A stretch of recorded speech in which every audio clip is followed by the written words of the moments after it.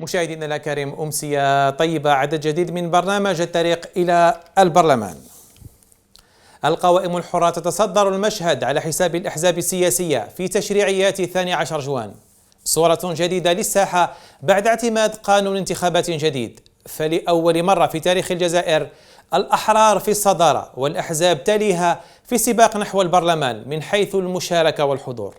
القواعد السياسية في البلاد تتغير، ونحو خلق هيئة تشريعية من صلب الأحرار والمجتمع المدني هو ما يبحث عنه المترشحون ضمن 837 قائمة حرة. بالمقابل، التيارات السياسية في مهمة تحسين صورتها واستعادة الثقة الضائعة من مواطن بلغ من المستوى والوعي الذي يمكنه من الاختيار بين الغث والسمين.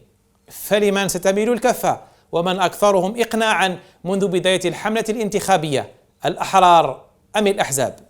نقاط وأخرى سنتطرق لها في عدد اليوم من الطريق إلى البرلمان بمعية ضيفي في الأستوديو والمترشحان لموعد 12 جوان. على يميني أقول من لاتي معمر، مترشح عن القائمة الحرة التحدي ببومرداس. مرحبا بك أستاذ. أهلا وسهلا.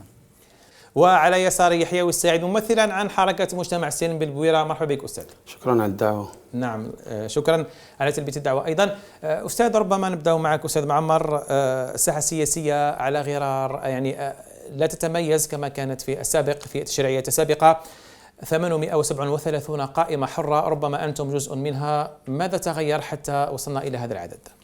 بسم الله والحمد لله والصلاة والسلام على رسول الله. بداية لا بد أن نؤكد أن مؤسسة الحزب السياسي في الحياة السياسية وجودها له ضرورة كبيرة، يعني هي لها دور كبير في الحياة السياسية وفي أخلاقة الحياة السياسية. إلا أن الوضع وفي السنين الأخيرة مباشرة في السنين الأخيرة تراجعت مصداقية هذه الأحزاب بنسبة كبيرة، مع تفاوت يعني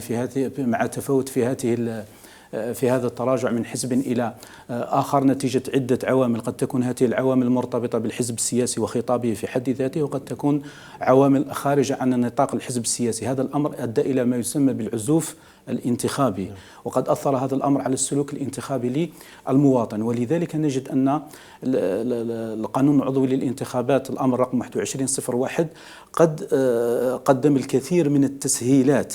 لماذا؟ من أجل أن تترشح الكفاءات والأطر والنخب التي لا تريد أن تترشح داخل الأحزاب السياسية، من أجل سمح لها هذا الأمر بأن تترشح في قوائم حرة وتدفع المواطن لأن يشارك في هذه العملية الانتخابية، وتدفعه لأن يشارك في الشأن العام. فمن المعروف أن السلوك الانتخابي للمواطن الجزائري يرتبط بالأشخاص أكثر مما يرتبط بالبرامج والأحزاب السياسية، وبالتالي كان هدف الدولة في هذه المرحلة هو التوجه نحو القضاء على العزوف الانتخابي بهذه الطريقة. وأظن أن هذا الأمر سمح بظهور العدد الكبير من هذه القوائم الحرة نتيجة التسهيلات المقدمة من حيث جمع الاستمارات ومن حيث التمويل وغير ذلك. وبالفعل يعني نجد أن الكثير من القوائم الحرة تزخر بطاقات وبنخب هائلة. نعم، ربما معك دكتور يحيوي، الأحرار في موعد 12 جوان منافس كبير لكم يعني. بسم الله الرحمن الرحيم، والصلاة والسلام على أشرف المرسلين. في الحقيقة أعتقد أن كثرة وجود القوائم الحرة في هذه الانتخابات سببه الأساسي هو الخطاب الرسمي السياسي الرسمي للسلطة في جعل القوائم الحرة في مواجهة الأحزاب السياسية أو مجتمع مدني مقتصر على الجمعيات في مواجهة مجتمع مدني اللي هو الأحزاب السياسية، ورافقه ترويج إعلامي كبير لهذه الثنائية الغير صحيحة. ذلك ما جعل هذه القوائم الحرة تجد إقبالا كبيرا عليها. أنا أظن أن هذا الوضع استثنائي، هذه الانتخابات أو هذا الوضع انتشار القوائم الحرة استثنائي، لأنه الممارسة الديمقراطية تقتضي وجود أحزاب سياسية للوصول كأداة ولا وسيلة واحدة للوصول إلى السلطة، مع وجود استثناءات للقوائم الحرة للناس اللي ما يلقاوش رواحهم في الأحزاب السياسية. هذا هو الأصل. أعتقد أن هذه المرحلة استثنائية وستكون آثارها ربما وخيمة على الممارسة السياسية لاحقا. الآن نجد قوائم حرة في البلد جعلت من كثرة القوائم الحرة جعلت من الانتخابات انتخابات بلدية، أو لنقول انتخابات عائلية. فكل العائلات الآن عندها مرشح في هذه الانتخابات. ستؤدي نتائج هذه الانتخابات إلى صدمة لدى هذه العائلات، وستؤدي إلى العزوف الانتخابي أو الرهاب من الانتخابات لاحقا بسبب هذه الصدمة. من قبل كنا العائلات صدمة من حيث ماذا يعني؟ صدمة من حيث النتائج. الآن العائلات منخرطة مع أبنائها المترشحين. النتائج نربطها بعتبة 5%. 5%. نعم. أنا أعتقد أن سقوط معظم القوائم الحرة سيكون في العتبة، لأن هذا الأمر سيعود لمصلحة الأحزاب المنتشرة والمهيكلة. ما لاحظناه على أرض الواقع أن القوائم الحرة مرتكزة على بعض البلديات. تجد قائمة حرة عدد المقاعد المطلوب شغلها 7 مثلا، فتجد أن 7 من 10 منطقة واحدة.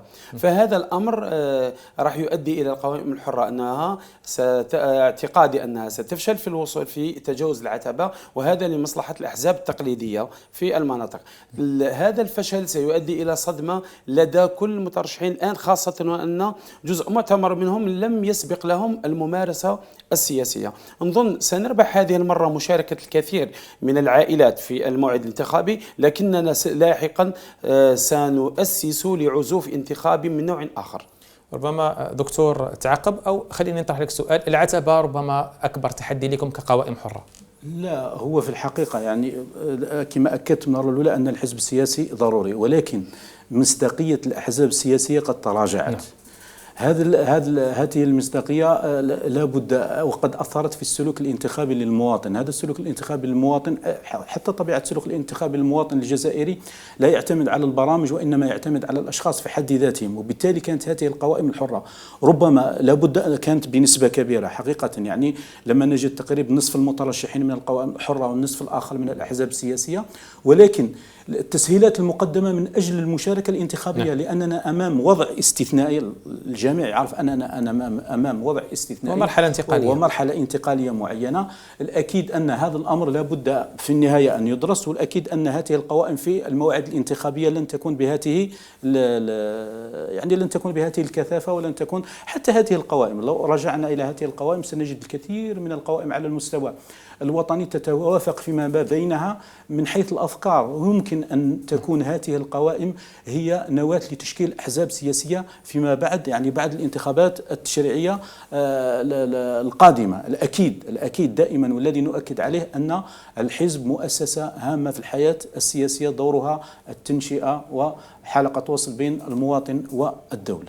ربما الأحزاب السياسية أيضا في ظل الوضع الراهن لا تستثنى أيضا من حسابات 5%، لأنه الأحزاب تراجعت يعني في ظل عزوف شعبي عنها. ما تشوفش بأنها أيضا مهددة بأن تقف أمام عتبة 5% ما تبلغهاش؟ نعم. أنا نظن بلي معظم الأحزاب السياسية ستعاني من قضية تجاوز العتبة، لأنه الآن العتبة هي الفيصل الحقيقي لأحزاب كبيرة ومنتشرة على كامل أرجاء الوطن، أو لنقل في الدوائر الانتخابية، وبين أحزاب القوائم الحرة ستكون أقوى منها. الجميع يعلم أن هنالك أحزاب لا تملك إلا مكتبا وطنيا، ما عندها حتى انتشار في الولايات. العدد، علاش قلت لك هذه النتائج ستؤدي ربما إلى المشهد السياسي التقليدي اللي هو الأحزاب التي كانت في السابق، واللي هي عندها مهما بلغ سخط الناس عليها عندها انتشار في كامل الدوائر الانتخابية. ثابت ربما. نعم، وفقك في هذا. لكن حتى الأحزاب صارت فيها انشقاقات. الكثر من المناضلين راحوا للقوائم الحرة. تماما، كنت حاب نتكلم عن الأمر هذا. تفضل. الترويج لكون القوائم الحرة هي قوائم المجتمع المدني، هذا ترويج خاطئ. الكثير من القوائم الانتخابية أو القوائم الحرة الانتخابية هي لغاضبين من أحزابهم، ناس ما ترتبوش في الأحزاب تاعهم، أو العدد المقاعد محصور في 17 مقاعد، لم يتمكنوا من الدخول إلى القائمة الانتخابية لأحزابهم، فذهبوا نحو القوائم الحرة. لذلك كثير منهم ممكن نتائجه مربوطة بالحزب الذي كان ينتمي إليه، وليس بالضرورة بنظرة المجتمع إلى المجتمع المدني وفعاليته يعني. نعم. ربما دكتور معمر، في مواجهتكم للأحزاب السياسية إن صح التعبير، أيضا بالإضافة إلى أن الأحزاب السياسية عندها وعي انتخابي ثابت نوعا ما، من حيث الإمكانيات تكافؤ الفرص ربما يغيب. قائمة حرة بإمكانيات بسيطة مقارنة بحزب مهيكل عنده قواعده، عنده أجهزته، مكاتب. هو الإشكالية أكيد أن الحزب السياسي مهيكل له انتشار على المستوى الوطني، ليس كقائمة حرة موجودة على مستوى الولاية. ولكن كما قلت أن في السابق أن التسهيلات التي قدمتها الدولة ستساعد الكثير، ستساعد هذه القوائم الحرة في الوصول إلى يعني في ترويج لحملتها الانتخابية. ولكن يبقى العامل الأساسي تسهيلات من حيث ماذا؟ يعني عدا مثلا 30 مليون التي تقدم للشباب المترشح، هذا أمر مهم. يبقى الأمر الآخر، العامل الأساسي والله العامل المربح لهذه القوائم الحرة، أن الكثير من القوائم الحرة، وعلى عكس ما كان يقول الأستاذ، أنها قدمت كفاءات كبيرة، كفاءات أساتذة جامعيين، أساتذة قانون، يعني في أساتذة اقتصاد، يعني الكثير من الكفاءات التي هي ستجذب المواطن للتصويت عليها. وهذا هو العامل الأساسي في عملية الإقناع وفي عملية الخطاب الانتخابي الذي ستعتمد عليه هذه القوائم الحرة في مواجهة الأحزاب السياسية، خصوصا أن هذه الأحزاب السياسية يعني الكثير منها يعاني من سخط كبير على مستوى الشارع. حتى يعني في جمعنا لعملية الاستمارات، الكثير من الناس لما نجو نتكلموا معهم على أساس أنك يقدم لنا التوقيع تاعو، يسأل هل أنت من حزب سياسي أم من قائمة حرة. وبالتالي هذا الأمر وهذا السخط على هذه الأحزاب السياسية هو الذي ساهم في قوة هذه القوائم الحرة. ومع ذلك أنا أعترف أن هذا الأمر غير طبيعي. الطبيعي أن تكون دائما الأحزاب السياسية هي الأساس والقوائم الحرة هي الاستثناء. وبالتالي هذه رسالة لهذه الأحزاب السياسية، عليها أن تراجع خطابها، عليها أن تراجع طريقة اتصالها بالمواطن، عليها أن تراجع، وخصوصا خطاب هذه الأحزاب السياسية هو اللي يؤدي في الكثير إلى تنفير المواطن الجزائري منها. وهذه هي تقريب في هذه المرحلة قوة المترشحين على مستوى القوائم الحرة. نعم، قبل أن أذهب إلى الأستاذ حيوي ربما أواصل معك في المساعدات التي قدمتها الدولة لشباب المترشح. 30 مليون هل استلمتوها؟ ما زال يعني المترشحين في قوائمكم من شباب استلموها؟ ما زال كيف الطريقة؟ هو بداية أريد أن ننبه أن هذه الأموال التي تريد أن تمنحها الدولة للمترشحين الشباب على مستوى القوائم الحرة قد أثارت كثير من اللغط، لأن الكثير من الناس فهموا أو على أن هذه الأموال يأخذها الشاب ويتصرف فيها كيفما يشاء إلى غير ذلك. ولكن هذه الأموال في الحقيقة تصرف وفق مبادئ المالية العمومية، وكأنك تسير في مؤسسة عمومية. كيف حتى ماذا بيتبسط الصورة للمشاهد ولكل من يبحث عن معرفة القضية؟ يعني هذه الأمور هي مشروحة في القانون المتعلق بالأمر 21/01 المتعلق بالانتخابات فيما يخص تمويل الحملة الانتخابية. فيما يتعلق ب 30 مليون هذا هو يعني في خص يعني ينظم كامل الأمور المتعلقة بالحملة الانتخابية. وفي هذه المواد يوجد نص على إمكانية أن تقدم الدولة للمترشحين الشباب إعانة مالية حددت فيما بعد ب 30 مليون لكل في آخر الحملة يتحصل عليه. ليس في آخر الحملة. نحن مؤخرا يعني مندوبية السلطة على مستوى ولاية بومرداس قد وضحت الكثير من الأمور بخصوص هذه النقطة. نعم.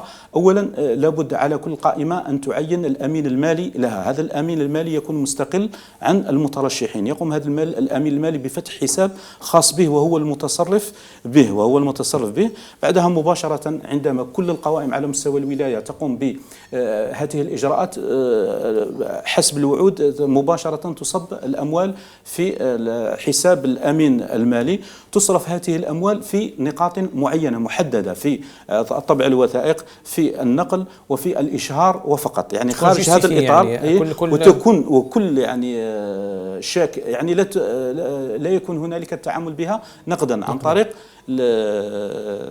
عن طريق يعني كل عملية تقابلها فاتورة وتسلم بمقابلها شيك وهكذا. وفي النهاية إذن الفائدة لا تعود على الشاب، يعني على القائمة بصفة عامة. هي الفائدة تعود على القائمة بصفة عامة. وثانيا أن الشباب لا يستعملون مثل هذه الأموال، وفي حالة عدم الصرف ترجع الأموال إلى الخزينة العمومية. في النهاية وكأنك تقوم بتسيير المال العمومي. كل الضوابط المتعلقة بتسيير المال العمومي تسير بها هذه المساعدات. نعم سي حيوي، نشوف أن القوائم الحرة هناك من يقلل من شأنها يعني في المنافسة مع الأحزاب السياسية، لكن نشوفوا أن القوائم الحرة كلها إطارات، أساتذة جامعيين، أطباء، محامين من مختلف المجالات، يعني قادرين أنهم يصنعوا الاستثناء ويحدثوا المفاجأة. أول عكس حاجة ربما خليني عكس ربما ما ينظر إليه بعض رؤساء الأحزاب اللي يشوفوا بأنه وعائهم الانتخابي سيضمن لهم ما كانوا عليه في السابق. أول حاجة حبيت نعرج على قضية تمويل الحملات الانتخابية للقوائم الحرة للشباب. تفضل. أعتقد كما أسلف كثيرون من رؤساء الأحزاب وغيرهم في أنه كان لا عدالة في هذا الأمر، فكيف يمكن لشاب في قائمة حرة أن يستفيد من هذا المبلغ وشاب متحزب لا يستفيد من هذا المبلغ، مع العلم أن تمويل الأحزاب مبني أساسا على اشتراكات المناضلين، فيفترض أن القوائم الحرة إما أن تنافس على نفس القاعدة أن تمويل الحملات يكون من تبرعات المترشحين وأنصارهم مثل ما هو الأحزاب، أو يتم تعميم التمويل للأحزاب والقوائم الحرة، لأنه هذا مال عام لازم إما يستفادوا منه كامل أو لا يستفيد منه الجميع حتى تكون الفرص متكافئة. هذا الأمر ندوا به، عندنا شباب أقل من 30 سنة، لماذا لا يستفيد من هذا المبلغ علما أنه عنده نفس المصاريف اللي هي الإشهار وهذه الوثائق والمعلقات، علاش لا يستفيد الشاب تاع الحزب؟ فهنا نشوفوا كاين توجيه نحو القوائم الحرة والتنفير من الأحزاب السياسية بهذا المبلغ، كثيرون ذهبوا إلى القوائم الحرة للاستفادة من هذه التغطية وهذا التمويل. أما بالنسبة للمنافسة أنا نقول لك بلي إطلاق حكم عام أن القوائم الحرة فيها كفاءات كبيرة، هذا كإطلاق حكم أن الأحزاب السياسية حكم عام. أنا قلت لك يعني نعم القوائم تضم نعم مثل ما تضم الأحزاب. نعم. بالمناسبة زميلي الدكتور معمر هو في قوائم حرة وأنا أراني في نفس التخصص في قائمة حزبية، فأعتقد أن ربما الشيء الحسن هذه المرة أنه القوائم الحرة ربما فرضت على الأحزاب اختيارات كفاءات الكبيرة، لكن يبقى باللي الأحزاب هي خزان الإطارات تاع الدولة، هي الخزان للمناضلين باش نقولوا، لأنه الآن أنا رانا أمام ظاهرة تاع كفاءات علمية غير مناضلة وليست لها علاقة بالسياسة. بالمقابل لكن الأحزاب السياسية صورتها مشوهة نوعا ما. نعم هنالك الكثير مما أدى إلى تشويهها، وإحنا ما نقولوا الأحزاب السياسية كلها صالحة، عندنا أحزاب سميت سابقا بالعصابة، أحزاب تنتمي إلى العصابة، لكن أنا نتكلم على 28 حزب، فهنا عندنا إطارات، والأحزاب هي مدارس للتكوين، تكون أمامها كاين فرق ما بين واحد كفاءة يجيك غير للموعد الانتخابي وبين مناضل نشأ في حزب سياسي ومارس السياسة بمعنى قدم خدمات للمجتمع وما زال يواصل. أما القائمة الحرة أنا دائما أتساءل، الحزب السياسي يمكن معاقبته ويمكن الحديث عن شعبيته، القائمة الحرة إذا أخطأ ولم يؤدي الواجب العهدة الانتخابية، لم يقوم بالتزاماته، كيف سنعاقب القوائم الحرة؟ فلذلك أعتقد أن القوائم الحرة هي مرحلة استثنائية حقيقة، لن نكون مستقبلا أمام كثرة هذه القوائم. لماذا؟ لأنه الناس راح تشوف باللي الحزب هو الذي يمكن نصرته إذا قام بالتزاماته الانتخابية ويمكن معاقبته إذا أخل بالتزاماته. أما القوائم الحرة فهي تشبه سوق في يوم معين ثم ينقضي هذا السوق، ما تعرفش لا من عند من شريت لا من عند بعت ولا. أما الأحزاب السياسية فمواقف وقيادتها معروفة، مواقفها معروفة، مقراتها معروفة، يمكن محاسبتها عن طريق العقاب الانتخابي. نعم دكتور، ربما طرح منطقي في الحقيقة، يعني قبل ما ندخل في هذا نجاوب على عدم المساواة في منح الأموال للمترشحين الأحرار وعدم منحها للمتحزبين. احنا دائما نغفل عن القانون. لو رجعنا إلى القانون المادة 87 من الأمر المتعلق بنظام الانتخابات نجد أنه يمكن الدولة أن تقوم بتعويض الحملة الانتخابية حتى للأحزاب السياسية بجزء منها بعد عملية الفرز، بعد عملية الفرز وظهور النتيجة. وحتى هذه الأحزاب عندها حصص تمثيلية على حساب الأموال، على حساب التمثيل نتاعها في البرلمان، في الهيئة التشريعية. ثانيا، هذه النقطة الثانية، مبدأ عدم المساواة. صح، مبدأ عدم المساواة هو مبدأ دستوري، ولكن هذه القاعدة أو هذه المادة إنما تخاطب المراكز القانونية لمجموعة من الأشخاص في قائمة وليست القائمة ككل، وبالتالي لا أظن أن الأمر يعني يخل بمبدأ المساواة. ثانيا، يعني مبدأ قلت في البداية، أرجع إلى ما كان يقول الأستاذ، أن الوضع هو الذي يبرر مثل هذا الانتشار الواسع للقوائم الحرة. المشكل الكبير للسلطة هو العزوف الانتخابي. هنالك عزوف انتخابي، هنالك عدم اهتمام بالشأن العام، وبالتالي يبقى هذا الأمر من أجل الدفع، من أجل المشاركة القوية. يمكن أن ينجح هذا الأمر، يمكن أن لا ينجح، وبالتالي لا بد من تقييمه بعد نهاية هذه العملية. ولكن يبقى ضروريا وقتاش نمشي ونخرج من هذا الإطار لما تكون عندنا أيضا بالمقابل أحزاب نظيفة وأحزاب قوية، وخطاب هذه الأحزاب قوي، وبالفعل تكون هذه الأحزاب قادرة على التنشئة السياسية للمناضلين، ويكون خطابها خطاب مقبول. الإشكالية اللي راهي وصلتنا لهذا الأمر النسبة الكبيرة من القوائم الحرة، صح هو أمر غير طبيعي، ولكن بالمقابل من الذي دفع إلى هذا الأمر هو العزوف الانتخابي. نتيجة العزوف الانتخابي ونتيجة ممارسة الكثير من الأحزاب، يعني مع مراعاة أن ليست كل الأحزاب سواء في هذا الأمر، وبالتالي في حالة ما إذا قامت هذه الأحزاب، في حالة ما إذا تطور الأداء السياسي، أكيد لن نجد مثل هذا العدد من الترشح في القوائم الحرة. حتى الإطارات التي لا تريد أن تهرب من الأحزاب السياسية ولا تريد أن تترشح عليها، لما تكون هنالك أحزاب سياسية قوية أكيد ستنضوي تحتها من أجل ممارسة العمل السياسي. نعم، نتوقف قليلا ثم نعود. مشاهدينا الأكارم، فاصل ونواصل، ابقوا معنا.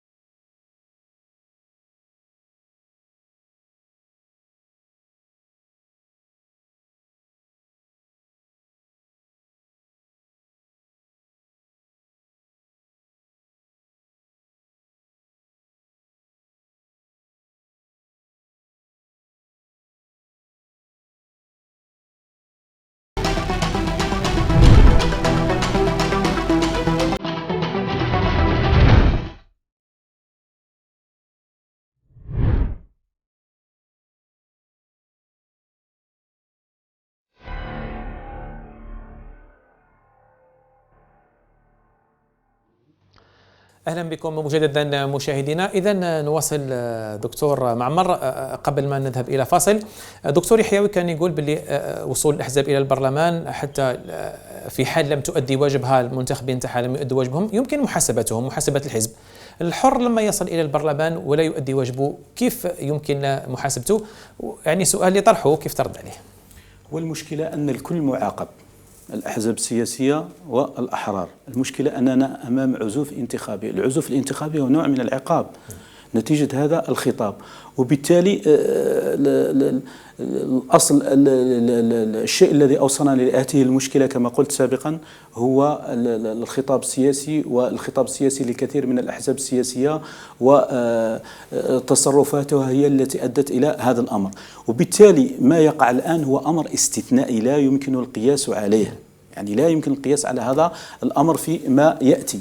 تقدر تكون هنالك مرحلة استثنائية، ولكن فيما بعد أكيد أن مثل هذه الترشحات بمثل هذا العدد لن تكون في حال، دائما في حالة ما إذا وصلنا إلى طبقة سياسية، وصلنا إلى أحزاب سياسية قوية تقوم على أساسها أخلقت الساحة السياسية. ولكن إذا استمر الأمر على هذا النحو أكيد ستبقى مثل هذه الترشيحات لمثل هذه القوائم الحرة، وهو مثل هذه القوائم الحرة، وهو أمر غير صحي يعني بالحياة السياسية. وكما قلت أن الكثير من هذه القوائم الحرة تتماثل، يمكن الكثير، أنا أرى أن الكثير من القوائم الحرة بعد الانتخابات التشريعية يمكن أن تكون نواة لتأسيس أحزاب جديدة تتشكل منها الساحة السياسية من جديد. نعم دكتور يحيى، ربما الآن ننتقل إلى البرنامج الانتخابي وما تعدون به الجزائري وتغييره في المستقبل. ربما برنامجكم على المستوى الوطني واضح. لو نأخذ مثلا العينة بويرة التي تنتمي إليها، كم مترشح يعني عن قائمة لقائكم بالمواطنين؟ هل تكتفي بالبرنامج الموسع أم أنه طريقة أخرى في التواصل تمشيا مع متغيرات الساحة؟ يجب أن لا ننسى أن المواطن الجزائري بلغ يعني نوعا ما مستوى من الوعي والمعرفة، أصبح يميز بين الغث والسمين. أود في البدء الإشارة إلى أنه كثرة القوائم الانتخابية الحرة والقوائم الحرة جعل من هذه الانتخابات قلت أشبه بانتخابات محلية حتى في الخطاب. فصرنا الآن نشهد بعض القوائم تحدث الناس أو تعيدهم بوعود تشبه إلى حد كبير برامج رؤساء البلديات. فتلاقينا مع ناس يوعدوا المواطنين أو مترشحين يوعدوا المواطنين بإنجاز شبكة المياه، شبكة طرق، إصلاح الطرقات. فنظن باللي كاين بعض المترشحين يحتاجون إلى تكوين حتى في دور النائب. بالنسبة لنا احنا حزب عريق إلى حد ما، فما نشجد في الممارسة الانتخابية ولا في الحملات الانتخابية، وأنا أصر على أن الناس ما زالت تنتظر البرامج. باش نزيد لك أكثر، بالعكس ارتفع مستوى الوعي عند الناس في أن أصبحت تطالب المترشحين ببرنامج معين وليس بخطاب شخصي، رغم أن الانتخابات برنامج أفكار استراتيجية، رغم أن الانتخابات أقرب إلى شخصية أصبحت بالأسماء، لكن الناس تطالب ببرامج. احنا في حركة المجتمع السلمي بالطبع عندنا البرنامج الوطني للحزب اللي نطمح به إلى الوصول. لو فزنا بالأغلبية البرلمانية سنسعى إلى تشكيل حكومة وحدة وطنية، ونبني كل ذلك على التوافق. أما على المستوى المحلي فعندنا مترشحين يمثلون كل مناطق ولاية البويرة، خاصة منطقة سور الغزلان. منطقة تحطنا في الصورة كم مقعد؟ 7 مقاعد في ولاية البويرة، توجد 38 قائمة ب 380 مترشح في الولاية.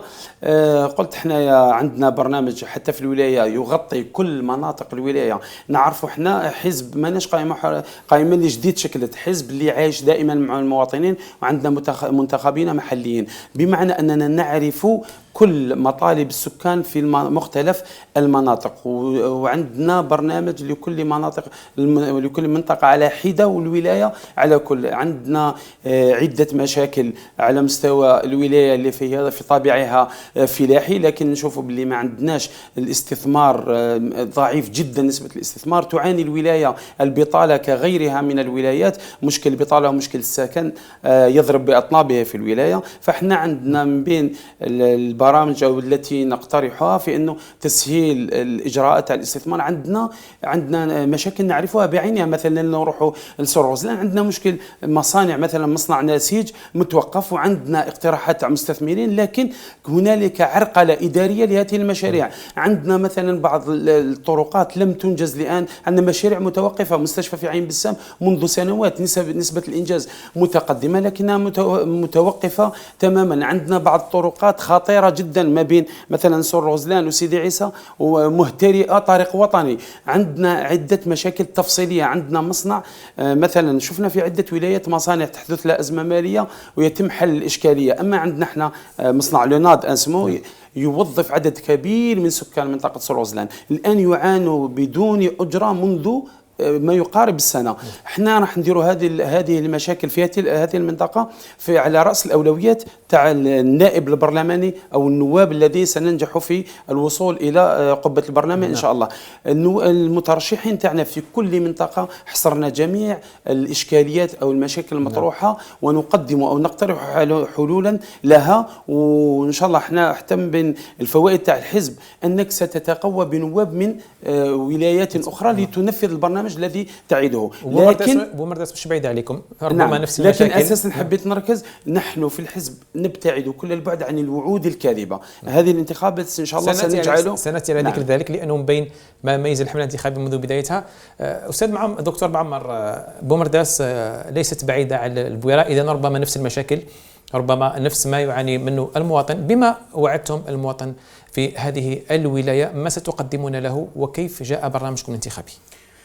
بداية يعني كما قلت سابقا أن الحزب السياسي ليس كالقائمة الحرة. الحزب السياسي في برنامجه يمكن أن يكون له برنامج، له انتشار وطني، يبحث على الأغلبية البرلمانية، يمكن إسقاطه على الولاية، يبحث على تشكيل الحكومة. يعني لابد الكثير من الخطاب اللي كان ذكرها الأستاذ هي خطابات غير واقعية وبعيدة عن الوظيفة الأساسية للنائب. يعني صح للأسف كاين كثير من الأمور، وهذه التصرفات هي التي تؤدي إلى نفور المواطن من المشاركة في العملية الانتخابية. يعني الخطاب لابد أن يكون واقعي.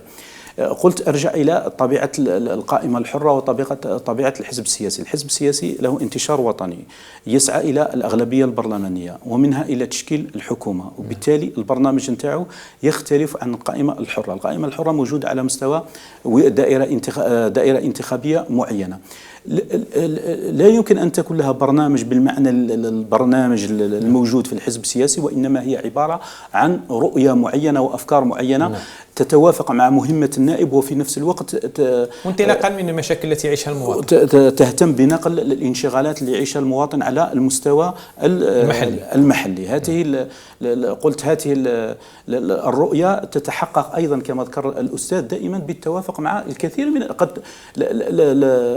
تتوافق مع الكثير من يعني من نتوافق معهم في مثل هذه الأفكار، أكيد سنسعى إلى تحقيقها معهم في البرلمان. النقطة الأساسية في البرنامج نتاعنا وتوافقا مع وظيفة النائب تتعلق بالتشريع وبالرقابة على عمل الحكومة. بالنسبة للتشريع، القيمة المضافة التي يمكن أن تضيفها قائمة التحدي رقم 29، وهي اللي تكون أغلبيتها من دكاترة في الاقتصاد، في القانون، في العلوم السياسية، وكذلك قانونية. ماستر في الاقتصاد إلى غير ذلك. يعني 99% من مكوني هذه القائمة هم جامعيين. القيمة التي يمكن أن نضيفها من خلال التشريع واعتمادا على العهدة الوطنية للنائب، أننا يمكن أن نضيف قاعدة قانونية سليمة، قاعدة قانونية تستهدف تحقيق الأمن والاستقرار القانوني. عن طريق ماذا؟ عن طريق إعادة النظر في الكثير من الأمور التي لها بعد وطني، إعادة النظر في النظام الوطني للتربية، قطاع التعليم العالي، قطاع التربية الوطنية، قطاع التعليم العالي، إعادة النظر في قطاع الفلاحة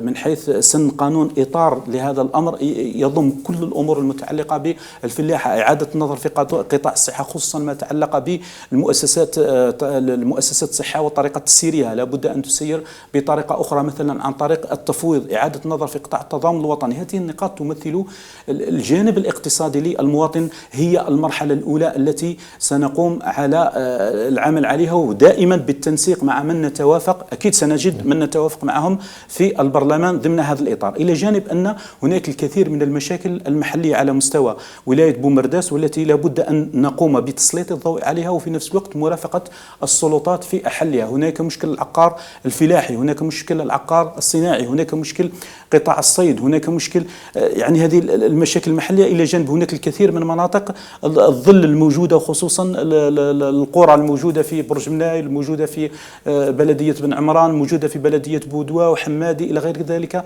الكثير من هذه الأمور لابد أن يسلط عليها الضوء وتحمل كاهتمامات وكانشغالات، ونرافق إن شاء الله المكلفين بهذا الأمر من أجل اقتراح حلول، وفي نفس الوقت مساعدتهم في الوصول إلى حلها. نعم. دكتور يحيوي، العودة الآن إلى الحملة الانتخابية وما ميزها ربما منذ انطلاقها بعد 8 أيام.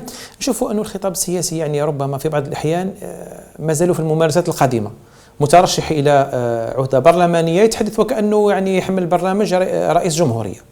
ما رأيك في هكذا ممارسات؟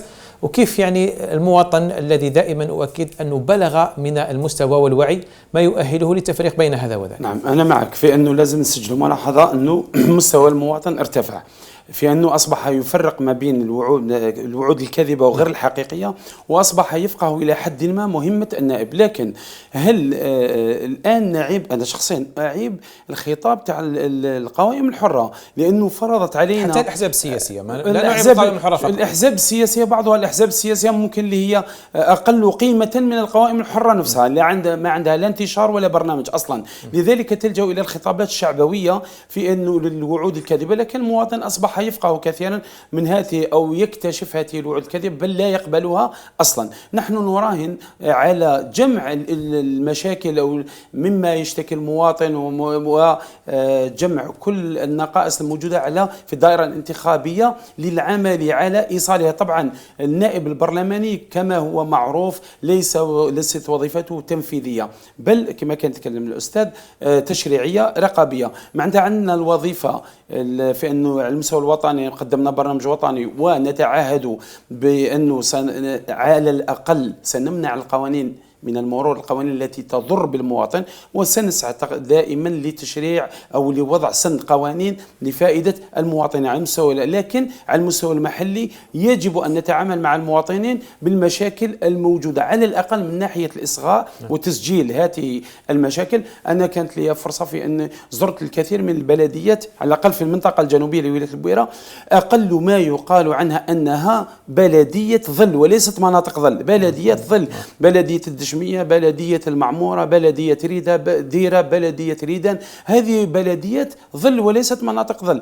كي تروح أنت البلدية مثلا يقول لك ما عندناش ولا ملعب للشباب، ما عندهمش بلدية الدشمية، ما كانش الرياضة تماما في هذه البلديات، نتكلموا ماشي الرفاهية، ملاعب بسيطه لاولادهم ما عندهمش، تروح ما كانش الماء، ما كانش، تكون مضطر هنايا انك توعدهم باننا سنوصل هذه الانشغالات، مش نوعدهم بالانجاز لكن لازم توعدهم. ربما مشاكل تعاني منها 58 ولايه في الجزائر. حتى اكون عادلا، دكتور يحيوي يقول بانه الخطاب الشعبوي اقول نجده عاده عند القوائم الحره، لكن انا اضيف انه وجدنا في الحمله الانتخابيه رؤساء احزاب، وواحد يقول يصف مترشحات الحزب تاعو فراسيليكسيوني، ورئيس حزب يتبرك برقم وضعته فيها القرعه، ورئيس حزب ايضا وصل الى المطار نزل قال لهم ندير لكم مطار دبي. خطاب بعيدا عن الواقعيه صادر عن رؤساء احزاب، لك الرد باختصار. شوف، هي كثرة القوائم وبهذه الصورة هي نوع من العقاب يعني الكثير من الأحزاب. يعني هذا الخطاب هو الخطاب المنفر لمشاركة المواطن في العملية الانتخابية واهتمامه بالشأن العام. كما قلت في البداية أن هذه الأحزاب فقدت مصداقيتها نتيجة لأمور صادرة عنها، وخصوصا ما تعلق بالخطاب الانتخابي، وبالتالي نتأسف لمثل هذه الخطابات التي تؤدي إلى المواطن إلى العزوف عن المساهمة في الشأن العام وتدبير شؤونه العامة عن طريق الانتخابات، وهو طبعا خطاب يعني غير مقبول. والإشكالية أنه يأتي من الحزب السياسي. نقدر نقولوا باللي القائمة الحرة توجد ناس مازال ما عندهمش تنسيق سياسية قوية، ولكن لما يكون من مؤسسة مثل الحزب السياسي مثل هذه الخطابات هنا الطامة الكبرى.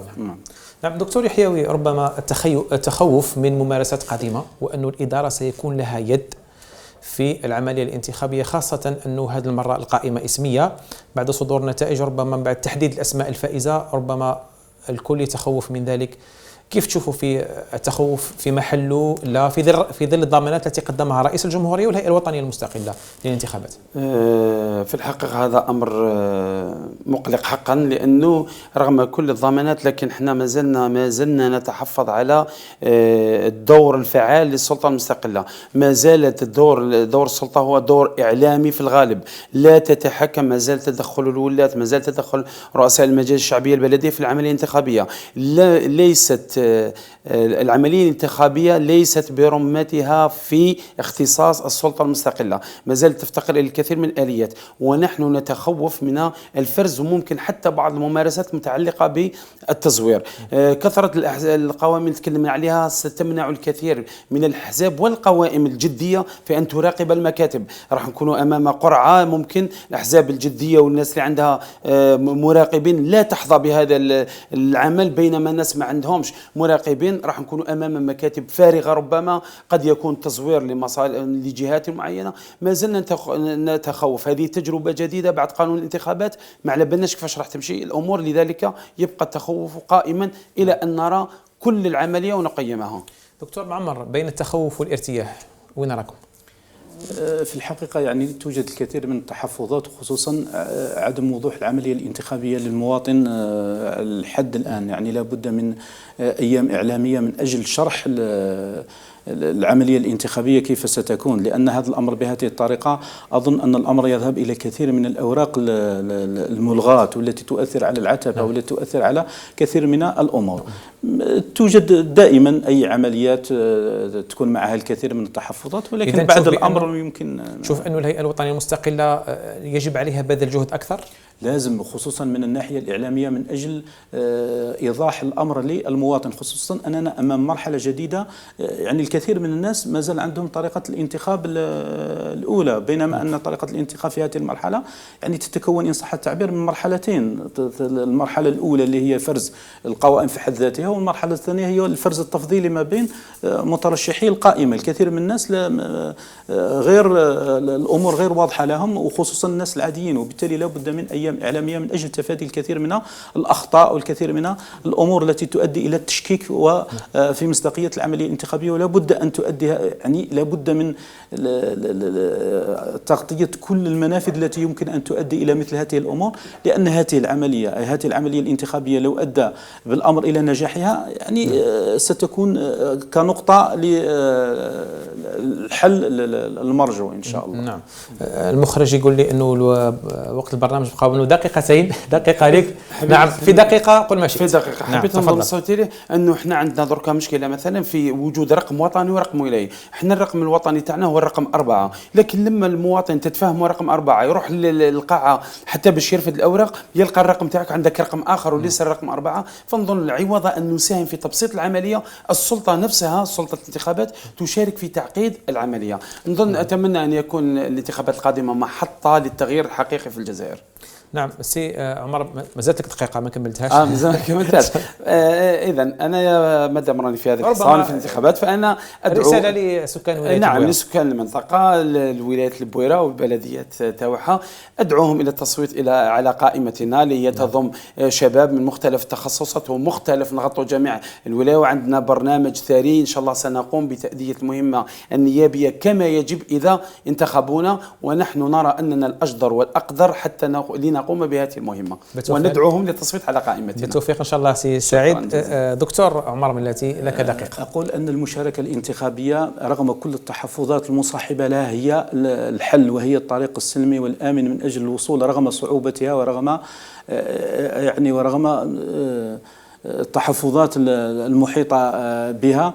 أقول أن هذا هو رأينا يحتمل الصواب ويحتمل الخطأ. هنالك من يقول هنالك رأي آخر، ولكن لابد أن لا نرفع هذا الأمر إلى مستوى الخيانة. قد يكون رأي صائبا يحتمل الخطأ، وقد يكون رأيك خاطئا يحتمل الصواب. وهذه عندما نقتنع بهذه القاعدة هنا تكون بداية التغيير. أكيد هذه الانتخابات لن تزدهر معها كل المجالات، ولكن هي نقطة للحل لابد أن يساهم فيها المواطن أول بقابليته للتغيير، هو يكون في حد ذاته قابل للتغيير. لابد أن تساهم فيها السلطات التنفيذية بأن تطبق القانون على الجميع ودون تمييز. في الأخير أدعو سكان الدائرة الإدارية لبومرداس، لا أقول الدائرة الانتخابية لبومرداس، لا أقول التصويت لصالح القائمة الحرة التحدي، ولكن أقول لهم شاركوا بقوة واختاروا الأفضل.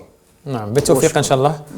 دكتور معمر ملاتي شكرا على الحضور معنا. أيضا دكتور سعيد يحيوي أشكرك على تلبيتك الدعوة، أتمنى لكما التوفيق.